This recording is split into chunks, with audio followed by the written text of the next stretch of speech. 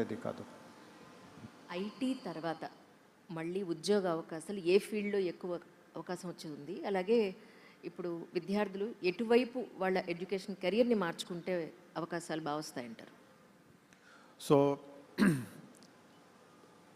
ఒక అంతర్జాతీయ సంస్థ ఉంది, వరల్డ్ ఎకనామిక్ ఫోరం.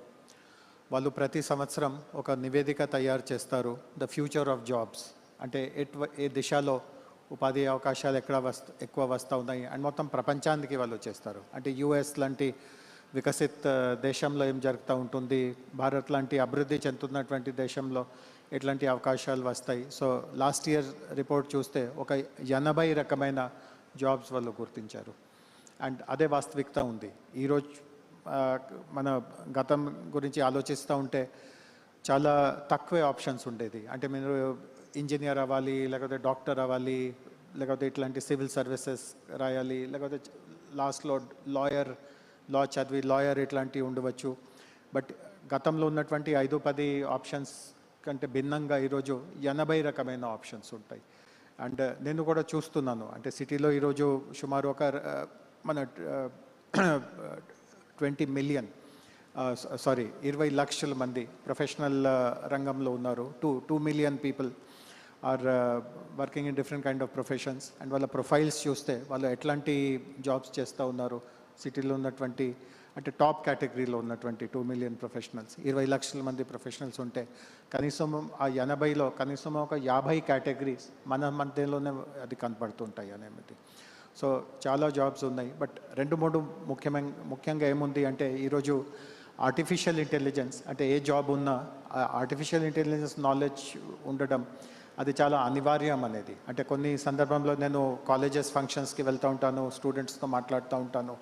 కొన్నిసార్లు నాకు గుర్తు ఉంది, నేను ఒక వాక్యం వాడాను, కొన్ని సందర్భంలో దాన్ని మిస్అండర్స్టాండ్ కూడా చేశారు. బట్ నేను ఇప్పుడు కూడా చెప్తాను, నేను వాడే వాక్యం ఏముండేది అంటే, if you do not know about AI, if you do not master AI, know about AI కాదు, if you do not master AI you will be killed. అంటే ఇట్లాంటి కఠినంగా పరిస్థితి ఈరోజు అంటే రాను తయారవుతోంది. మీకు ఏఐ జస్ట్ తెలుసుకోవడమే కాదు, అంటే ఒక డిక్షనరీలో చదివి, ఇంటర్నెట్లో వికీపీడియాలో చదివి ఏఐ అంటే ఇది అది సరిపోదు.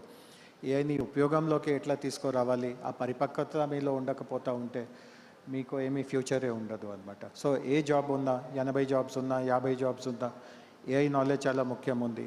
రెండవది కొన్ని ఫినిషింగ్ స్కిల్స్ అంటారు. అంటే మీరు ఎట్లా మాట్లాడుతున్నారు, మీరు సిచ్యువేషన్ని ఎట్లా అర్థం చేసుకుంటున్నారు, మీరు టీంలో మీ బాధ్యత ఎంతవరకు ఉంటుందో ఎట్లా దాన్ని పరిగణనలోకి తీసుకువెళ్తున్నారు, టీం సభ్యులుగా మీరు ఎట్లా టీంకి బాగా సపోర్ట్ ఇస్తున్నారు, మీరు ఒక పొజిషన్కి ఎదిగి ఉంటే మీ కింద ఉన్న వాళ్ళని ఎట్లా మీరు నర్చరింగ్ లీడర్షిప్ ద్వారా తయారు చేస్తున్నారు, ఇట్లాంటి స్కిల్స్కి కూడా చాలా ఉపయోగం ఉంది. అంటే నాలెడ్జ్ చూస్తారు. ఈరోజు కంపెనీస్ దగ్గర మీరు ఇంటర్వ్యూకి వెళ్తే మీకు క్వాలిఫికేషన్ ఏముందో, స్కిల్స్ నాలెడ్జ్ ఏముందో అవన్నీ ఖచ్చితంగా వాళ్ళు చెక్ చేస్తారు.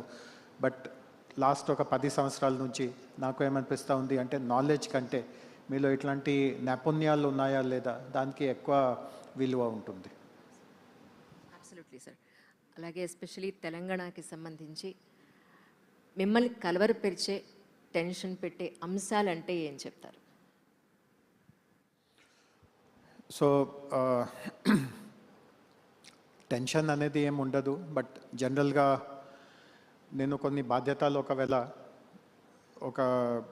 అంటే ఖచ్చితంగా దాంట్లో రిజల్ట్స్ నేను చేసి చూపగలుగుతాము అట్లాంటి ఒక ఆంతరికంగా ఒక ఆలోచనకి వచ్చి ఉంటే, అందులో ఏదైనా ఆలస్యం జరగడం, లేకపోతే కొత్త కోణాల నుంచి కొన్ని కొత్త విషయాలు రావడం, అట్లాంటి సమయంలో కొద్దిగా నాకు డిస్టర్బెన్స్ అనిపిస్తుంది. దట్ నేను ఇట్లా ప్లాన్ వేసి ఉంటే దాంట్లో కొన్ని అవరోధాలు వస్తూ ఉంటాయి. బట్ వెంటనే విదిన్ ఫ్యూ అవర్స్ కొత్త ప్లాన్ చేసి దాన్ని ఎట్లా అతిక్రమించాలి, ఇంకా ధ్యేయం వైపు ఎట్లా ప్రయాణం చేయాలి, ఫాస్ట్గానే ఫ్లెక్సిబుల్గా అజిలిటీతో చేయగలుగుతాము. సో చాలా దీర్ఘంగా నేను ఏదో డిస్టర్బ్ అయిపోయి ఉంటాము. అట్లాంటి పెద్దగా సందర్భాలు ఉండదు.